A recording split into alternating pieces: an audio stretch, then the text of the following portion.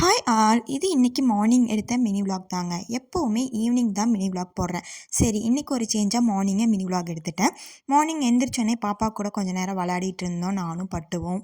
Night ஆனால் குளிர், so அதனால தான் பாப்பாவுக்கு ஷொட்டரெல்லாம் போட்டு தூங்க வச்சுருந்தோம். மார்னிங் டீ காஃபியெல்லாம் கிடையாதுங்க எங்கள் வீட்டில். இந்த மாதிரி ஹெல்த்தியாக சூப்பு தான். இன்றைக்கி பார்த்திங்கன்னா முடவாட்டுக்கால் சூப். இது நான் ஃபஸ்ட் டைம் ட்ரை பண்ணுறேன். ரொம்பவே ஹெல்த்தின்னு சொல்லி அம்மா வச்சுருந்தாங்க. ஸோ ஃபஸ்ட் எந்திரிச்சோன்னே நான், பட்டு, பாப்பா எல்லாருமே இது தான் குடித்தோம்.